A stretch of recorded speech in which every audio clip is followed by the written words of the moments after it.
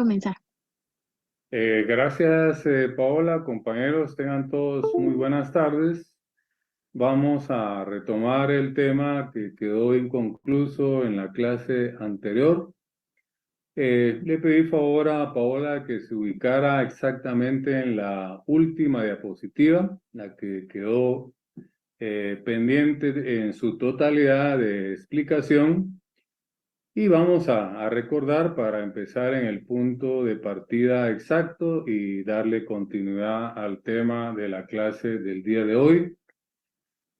A ver si el tiempo nos alcanza para que concluyamos en la clase de hoy, si no será en una siguiente clase donde podamos concluir con estos temas que son tan importantes para Derecho Administrativo 1 y 2. Dice la diapositiva, clases de competencia administrativa. En Guatemala, la competencia se encuentra dividida desde el punto de vista de la división que del territorio hace la Constitución Política de la República de Guatemala así. Ahí tenemos que hacer un paréntesis, aparte de los dos puntos que tiene la diapositiva, porque merece alguna explicación. Se recordarán que vimos los elementos del Estado y dentro de los elementos del Estado tenemos al territorio, lo cual pues lo tenemos regulado en el artículo 142 de la Constitución Política de la República de Guatemala. El epígrafe de ese artículo habla de dos de los tantos elementos que tiene el Estado. Nos habla de la soberanía y el territorio. Pero para objeto de esta clase y el tema que estamos desarrollando, nos tenemos que enfocar directamente en qué significa el territorio para nuestra Constitución Política de la República de Guatemala. Dice artículo 142. De la soberanía y el territorio. El Estado ejerce plena soberanía sobre. Hay una literal A, dice el territorio nacional integrado por su suelo, subsuelo, aguas interiores, el mar territorial en la extensión que fija la ley y el espacio aéreo que se extiende sobre los mismos. Luego hay una literal B que dice la zona contigua del mar adyacente al mar territorial para el ejercicio de determinadas actividades reconocidas por el derecho internacional, y luego nos da una literal C, los recursos naturales y vivos del lecho y subsuelo marítimo y los existentes en las aguas adyacentes a las costas fuera del mar territorial, que constituyen la zona económica exclusiva en la extensión que fija la ley, conforme a la práctica internacional. Entonces, si nos damos cuenta, para una persona común y corriente, cuando yo digo común y corriente es que no estudia derecho, que no es abogado, territorio podría ser una pequeña cosa, pero ya nos dimos cuenta que según el artículo 142 de la Constitución Política de la República de Guatemala, territorio es bastante extenso si lo queremos definir.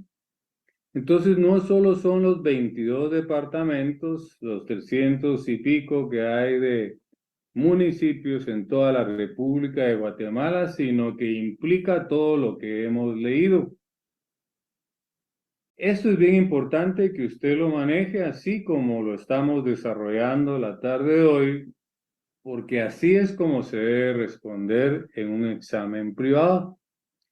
Entonces, esa competencia administrativa del Estado se ejerce sobre todo ese territorio que nos indica el artículo 142 de la Constitución Política de la República de Guatemala. Además, pues nos amplía ya en una manera más sencilla, después de que hemos visto una forma mucho más amplia del concepto territorio como elemento del Estado, en la siguiente diapositiva, ¿verdad? Si no estoy mal, ya nos aparece ahí nacional, departamental, regional y municipal. Pero esto es si quisiéramos explicar el territorio en una forma sencilla.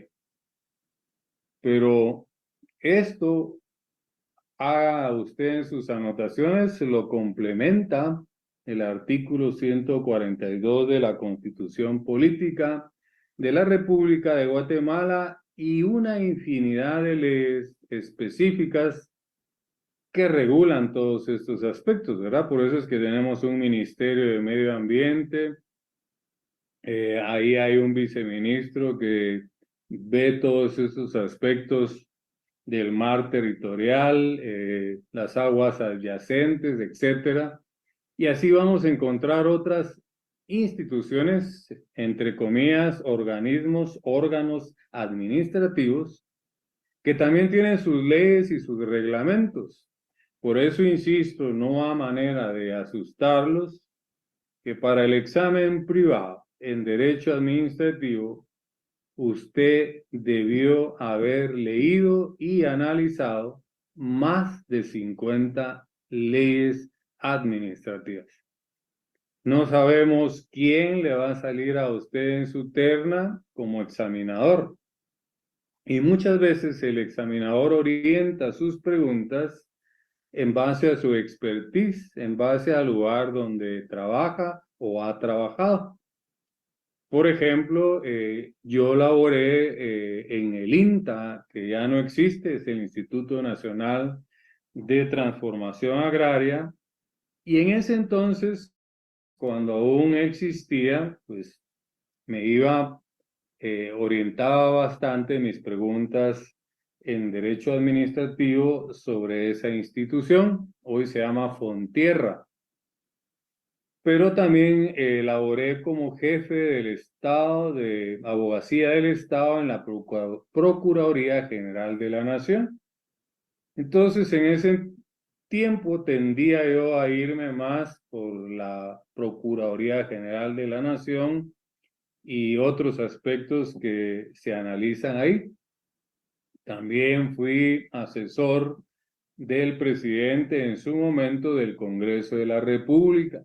Entonces orientaba yo mi examen más sobre la ley orgánica del legislativo y temas que pues eran el diario vivir ahí. También fui asesor en su oportunidad del secretario general de la Presidencia de la República. También orientaba yo ahí mi examen. Entonces, esa es la razón por la cual un estudiante para su examen privado tiene que analizar una gran cantidad de leyes y reglamentos de muchas instituciones, de muchos órganos administrativos, porque no sabemos quién nos va a salir en nuestra terna, que es una terna sorteada, ¿verdad?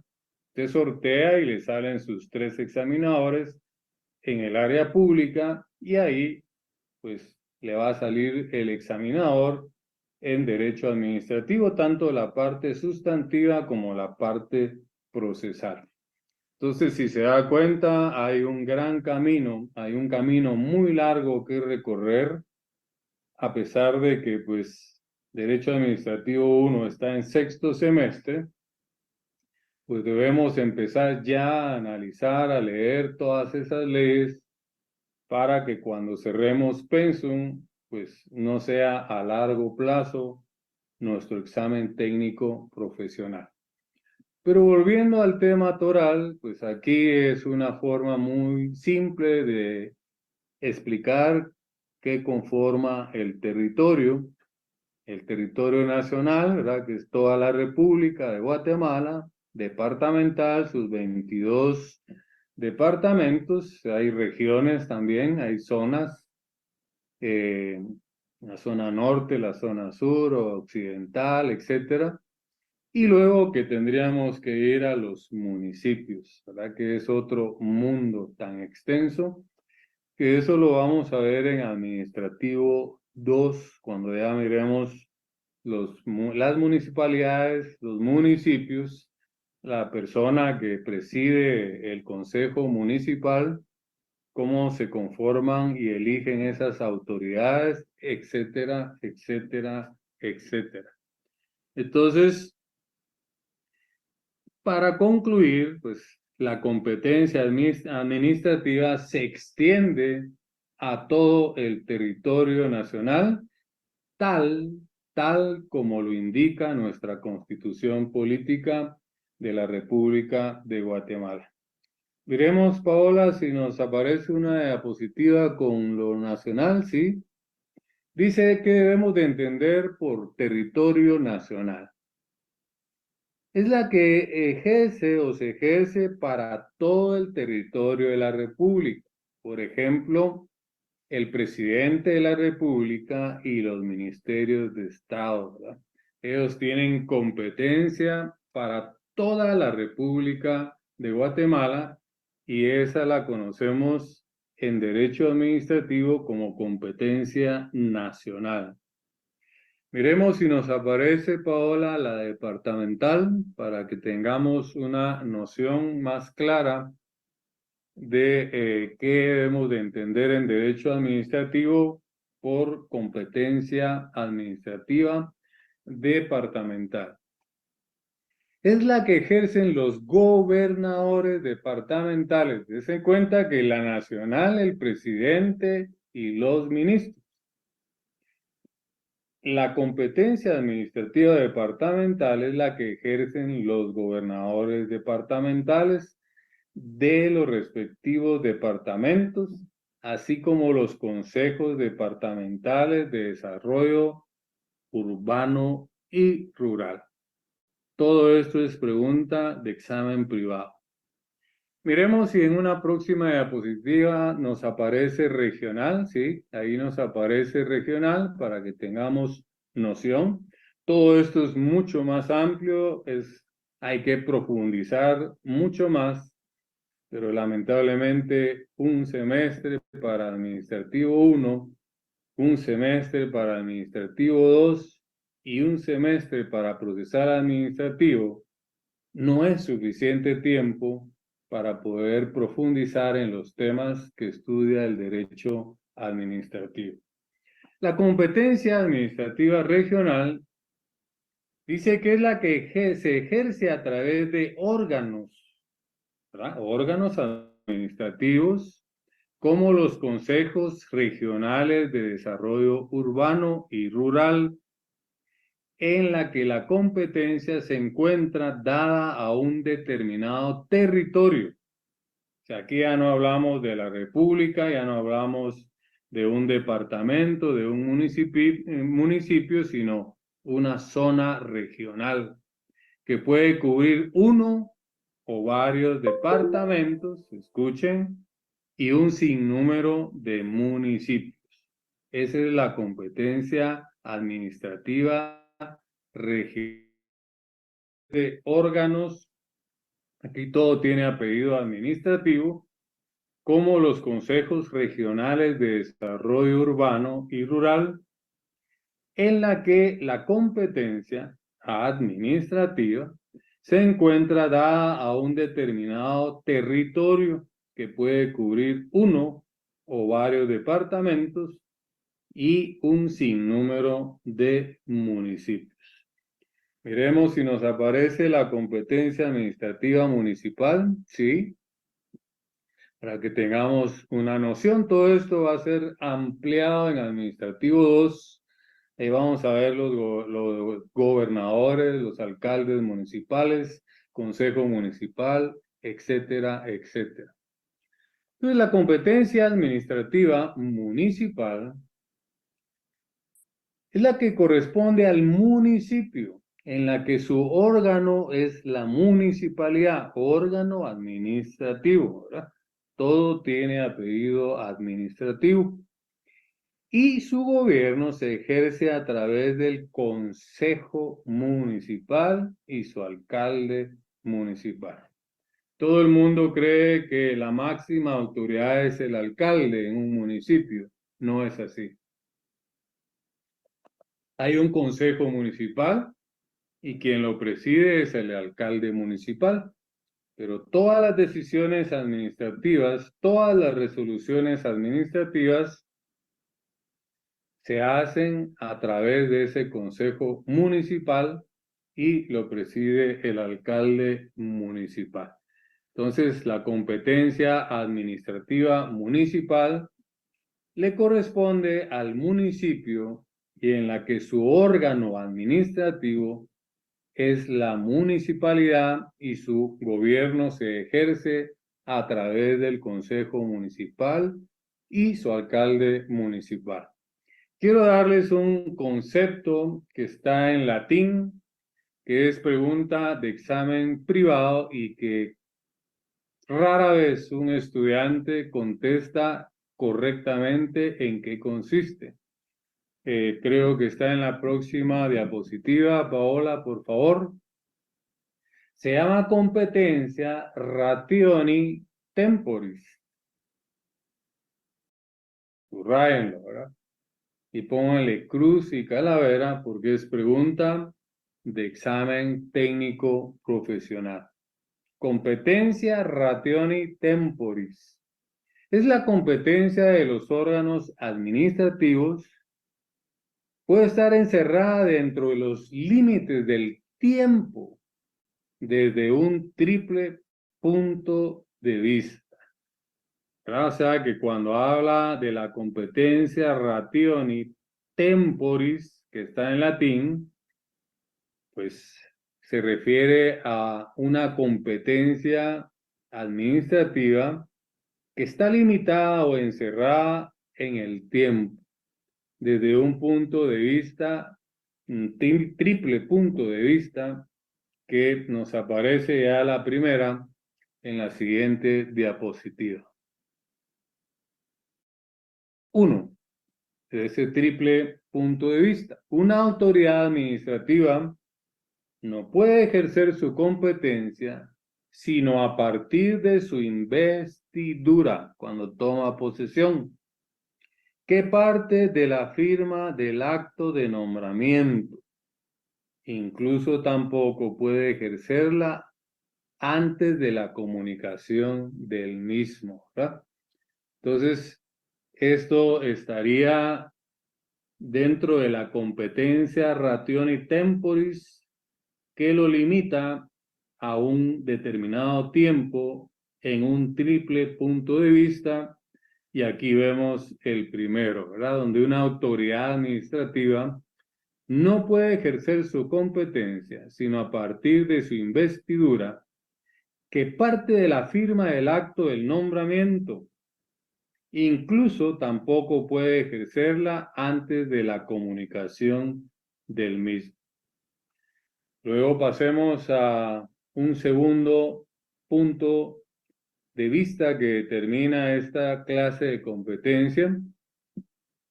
El segundo punto de vista para esta clase de competencia dice: los órganos colegiados administrativos no pueden deliberar sino durante sesiones. Entendamos esto. El Consejo de Ministros es un órgano colegiado. La Junta Directiva del ICS es un órgano colegiado. El directorio de la SAT es un órgano colegiado, para que entendamos, ¿verdad? Conformado por varios funcionarios públicos, ¿verdad? En el caso del Consejo de Ministros, pues lógicamente está conformado por todos los ministros de los ministerios, o sea, titulares de los ministerios que existen en Guatemala, que son órganos administrativos. Pero cuando se toman decisiones como órganos colegiados administrativos, debe de ser en su conjunto, solo tienen competencia, les pone un límite, este término que hemos visto anteriormente, que se llama competencia ratione temporis, les pone un límite que en este caso no es solo un ministro el que puede decidir, ¿verdad? Tiene que ser en Consejo de Ministros porque se ha conformado un órgano administrativo y todas las decisiones para que se puedan ya tomar en cuenta y entrar en vigencia y hacerse efectiva, deben deliberarse, debe ser por mayoría de votos del órgano colegiado que lo conforma durante las sesiones conformadas. Otro ejemplo, tal vez les puede ser más fácil.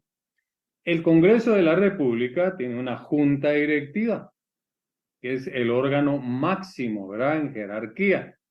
Claro que hay un presidente del Congreso, pero la autoridad máxima es la Junta Directiva del Congreso de la República. ¿Cuándo se debe tomar una decisión en el Congreso, en el órgano legislativo? La Junta Directiva, a través de su presidente, debe convocar a todos los diputados que conforman el Congreso de la República. Si no estoy mal, si la memoria no me es infiel, son al momento, creo que hay 160 diputados, o no estoy bien claro si son 162, pero no es el tema toral lo que nos interesa, sino cómo es que funciona la competencia administrativa en un órgano colegiado. Entonces el Congreso es un órgano colegiado, ¿verdad? Y tienen que deliberar, y hay cosas que se aprueban con mayoría simple, o hay otras cosas que se aprueban con mayoría calificada. Si no estoy mal, la mayoría simple es la mitad más uno del total de diputados, y la mayoría calificada es 105 votos. Les voy a poner otro ejemplo, ¿verdad? La Corte Suprema, si bien es cierto, hay un presidente de la Corte Suprema, pues es un órgano colegiado integrado por 13 magistrados titulares. Y las decisiones, las resoluciones que emanan de la Corte Suprema deben de someterse a deliberación, tal como lo dice la diapositiva, y ser aprobado por la mayoría para que tenga validez. Un último ejemplo para que entendamos este tipo de competencia, ya que pues el anterior es mucho más fácil, que es a partir del nombramiento de la investidura. Este quizá es un poquito más difícil de entender, pero con los ejemplos que estoy poniendo, presumo que va a quedar claro. Un último ejemplo, la Corte de Constitucionalidad. Está conformada por 5 magistrados titulares. Si bien es cierto, hay un presidente de la Corte de Constitucionalidad, para cualquier asunto que se tenga que someter a su conocimiento, que su competencia le permite, debe de convocar a una sesión plenaria. Y ahí en una agenda se someten los puntos que se van a conocer y de igual manera deben de ser aprobados por mayoría, ¿verdad? Si son 5 los titulares que integran la Corte de Constitucionalidad, para que sea aprobado, tiene que tener 3 votos a favor. Es bien importante acá en este punto, ya que estoy tocando la Corte de Constitucionalidad, que también tiene 5 suplentes, ¿verdad? Cuando alguien se excusa o se ausenta temporalmente, pues pasa a integrar el suplente respectivo. Pero si se conociera, anote esto porque es pregunta de examen privado, asuntos del presidente de la República de Guatemala. Si se conociera asuntos del Congreso de la República, ¿verdad?, su junta directiva, si se conocieran asuntos de la Corte Suprema de Justicia, la ley de amparo dice que la Corte debe ser integrada con 7 miembros. Dije anteriormente que cualquier asunto con los 5 titulares. Entonces, ¿qué pasa si son solo 5 titulares? Y la ley dice que deben de conformarse con 7. Pues se hace un sorteo en los 5 suplentes para escoger a 2 y luego así cumplir con la ley. Recuérdense que la competencia, el límite de mayor jerarquía es la ley. Entonces, de esa manera estaríamos con los 7 que dice la ley cuando se trate del Congreso, de la Presidencia o la Corte Suprema. Si se dan cuenta, no es muy trivial el estudio, ¿verdad? Debe ser a fondo, debe ser profundo. No solo las pinceladas que damos en clase, los pocos artículos que podemos analizar en un laboratorio, le corresponde a usted las leyes que debe de haber estudiado para su examen privado, más de 50, y sus reglamentos de punta a punta, ¿verdad? Desde los considerandos hasta las disposiciones generales. Si usted cree que es carga académica, los laboratorios con las pinceladas que damos en el análisis de las leyes, eso es nada. Para su examen privado, estamos hablando de grandes ligas, ¿verdad? Hay que profundizar más. Entonces, pienso que con la cantidad de ejemplos que puse se entendió. Los órganos colegiados administrativos no pueden deliberar sino durante sesiones, ¿verdad? Y se aprueban los aspectos por una mayoría de votos según la ley respectiva. En la siguiente diapositiva nos aparece el tercero y último aspecto de esos límites, ¿verdad?, que nos dice la competencia rationi temporis, ¿verdad?, que tiene un límite del tiempo desde un triple punto de vista. Hemos visto 2, ahorita vamos a analizar el tercer punto de vista y último, que nos dice ese tipo de competencia, que se le quede, competencia rationi temporis, así se llama, ¿verdad? Debemos de entender que es una competencia administrativa que se refiere al tiempo, ¿verdad? Y tiene 3 puntos de vista. Ya hemos visto 2, miremos el último. Un agente administrativo no puede ejercer su competencia desde el momento de su investidura, ¿verdad? Bueno, entonces dirá usted, ¿es contradictorio con el número 1? No. Esto quiere decir que puede empezar a ejercer su competencia no solo desde su nombramiento e investidura, sino desde que toma posesión en el cargo, ¿verdad? O sea, por eso es que este tercer aspecto, digamos, que complementa el número 1, ¿verdad? Si recordarán el número 1, si quieren, hágame favor, Paola, de retroceder a la 1, para que vean que el 3 complementa la número 1. Dice, una autoridad administrativa no puede ejercer su competencia sino a partir de su investidura, ¿verdad?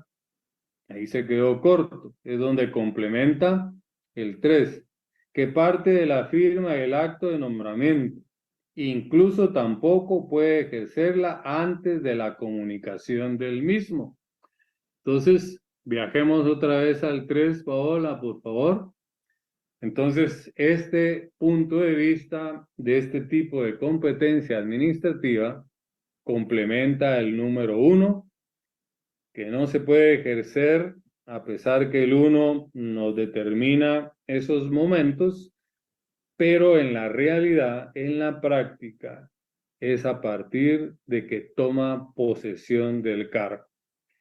Se recordarán, si ustedes han sido acuciosos, hubo un magistrado de la Corte de Constitucionalidad electo por el Colegio de Abogados.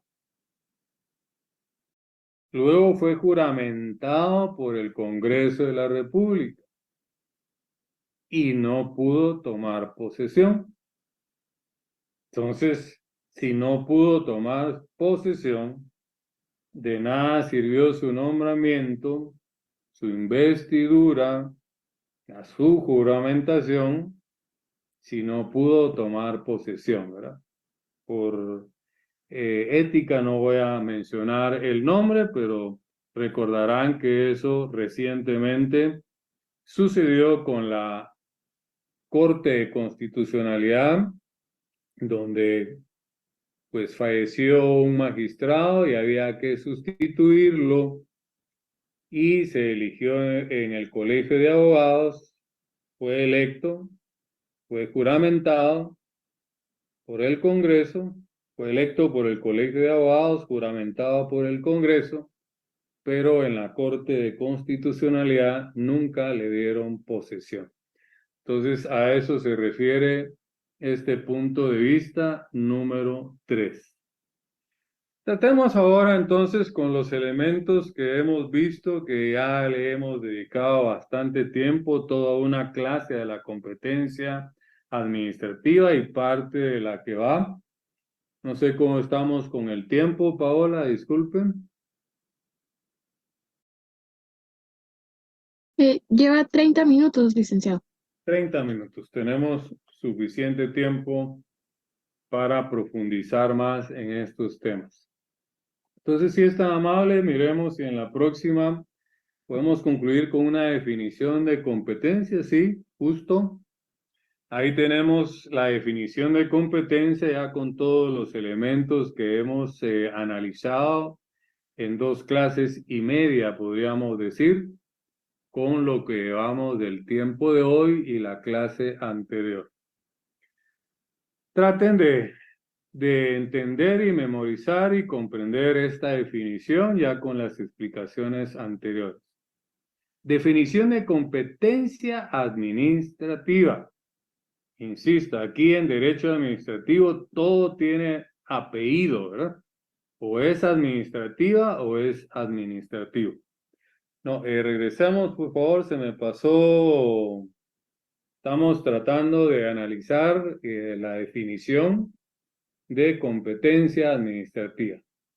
Es la cantidad de poderes, facultades, funciones que la ley le otorga a los órganos administrativos para que puedan actuar, ¿verdad? Entonces, la ley es la que otorga esa competencia administrativa al órgano administrativo, al funcionario administrativo de mayor jerarquía, hasta el funcionario administrativo de menor jerarquía. Y ya nos aparece entonces el término, el vocablo administrativo de la jerarquía administrativa, que es lo que de alguna manera se le había pasado ya a Paola en la siguiente diapositiva. Bueno, con lo anterior concluimos con la competencia administrativa y hoy entramos a lo que nos dé tiempo a analizar lo que es la jerarquía administrativa, principalmente sus características para que vayamos entendiéndola, ¿verdad? Va íntimamente ligado a la competencia con la jerarquía, porque recordemos que la competencia la da la ley al órgano administrativo, al funcionario administrativo, pero la da en base a la jerarquía que tiene el funcionario público. Si es el Estado de Guatemala, que vimos la competencia según el territorio nacional, que es toda la República de Guatemala, es principalmente el de mayor jerarquía, el presidente de la República de Guatemala, le sigue el vicepresidente y luego los ministros en Consejo de Ministros, hasta el último empleado de menor jerarquía en el Ejecutivo. Entonces, miremos sus características, nos aparecen en la próxima diapositiva. Entonces, se trata de una relación entre órganos de un mismo ente administrativo. No se da entre distintos sujetos administrativos. Entendamos este primer párrafo de la diapositiva.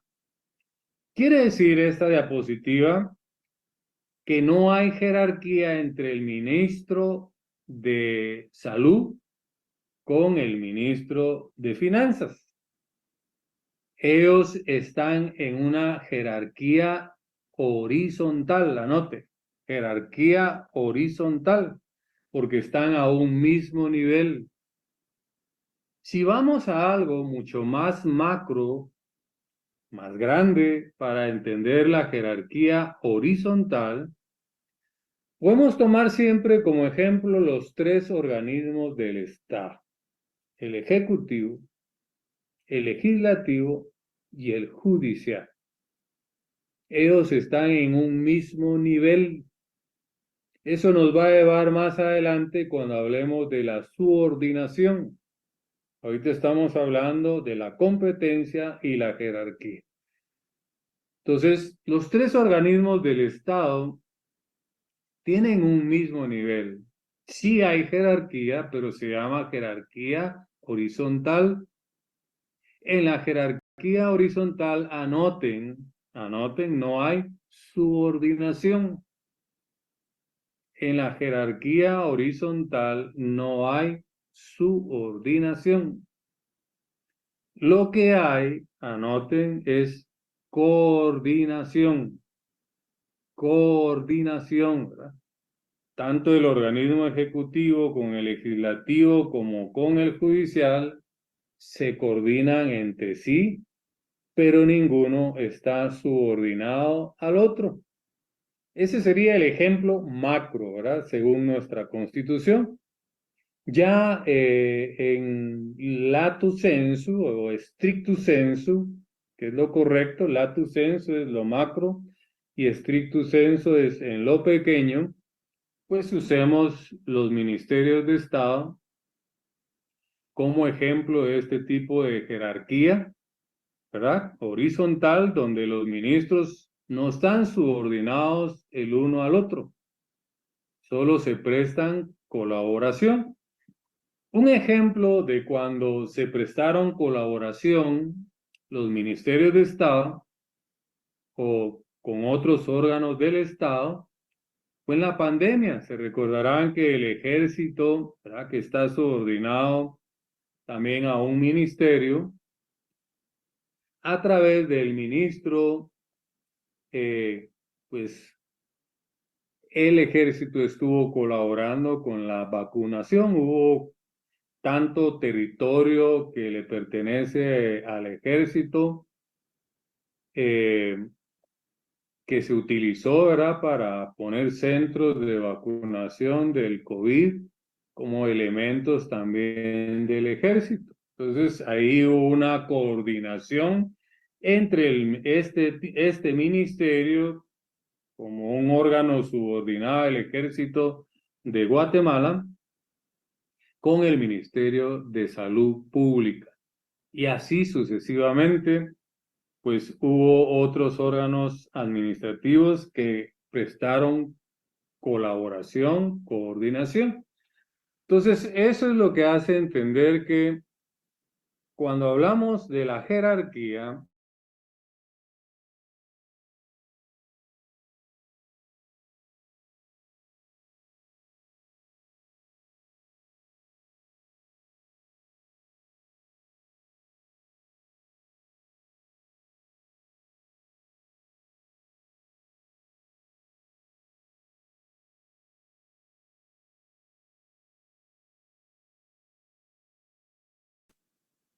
jerarquía vertical. Recuérdense que ya explicamos qué es la jerarquía horizontal. Ahorita estamos explicando la jerarquía vertical. En la jerarquía vertical sí hay subordinación. Y hay subordinación, anote, en forma ascendente hacia arriba, ¿verdad? Es ascendente, y descendente es hacia abajo. Entendámoslo.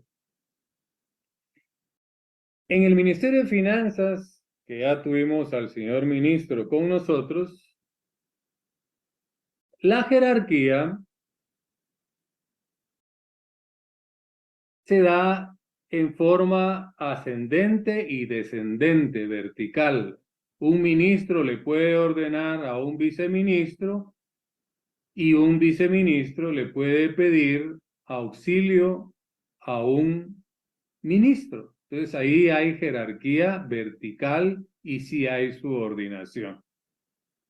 Entonces son aspectos muy importantes que debemos de entender, que debemos de manejar en este tipo de aspectos que estamos analizando de las características de la jerarquía.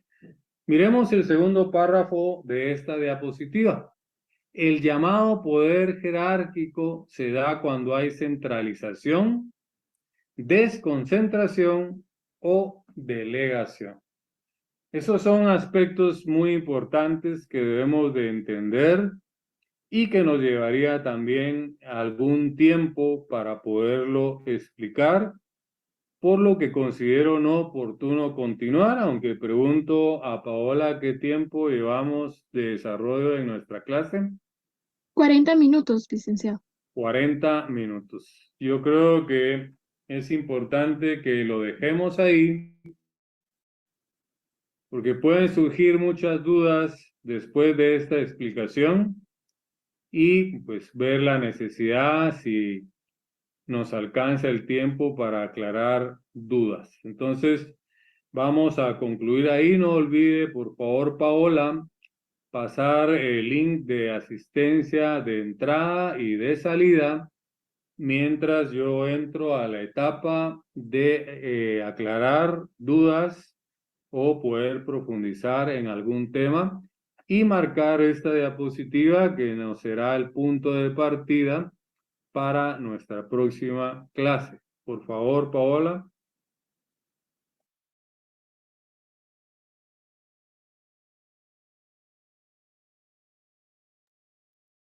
Bueno, compañeros, mientras Paola sube el link de marcar asistencia de salida, pues pasamos a esta etapa, siempre recordándoles que estamos a las puertas de nuestro examen final, que hay una comprobación de lectura pendiente, ya por el conducto oficial se les indicará la fecha, dependiendo cómo avancemos con nuestros temas del programa, teniendo la gran ventaja que aún nos queda un administrativo 2, donde podemos seguir profundizando en temas sustantivos que les van a servir a ustedes para procesal administrativo.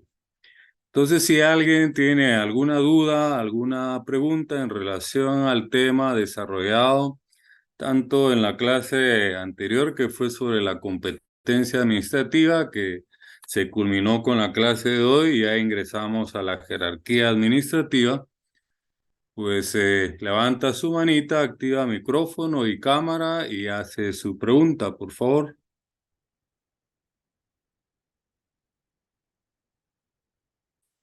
Bueno, entonces, como siempre lo he dicho, el que calla otorga, me hace presumir que los temas que hemos abordado han quedado claros. Lógicamente, ustedes los tienen que repasar con sus notas, con sus copias y grabarlo para toda la vida, pues no solo estudiamos para un parcial, para un final, ni siquiera para un privado, sino para el ejercicio profesional. Entonces, no habiendo preguntas, participaciones, no me resta más que desearles una feliz tarde, muchas bendiciones para todos. Nos vemos en nuestra próxima clase. Gracias, Paola, también por su apoyo. Tenemos todavía una larga jornada en la noche con las secciones de procesal civil. Yo la vuelvo a saludar a usted más tarde. El resto que tengan una feliz tarde y muchas bendiciones. Gracias, licenciado. Feliz tarde, licenciado.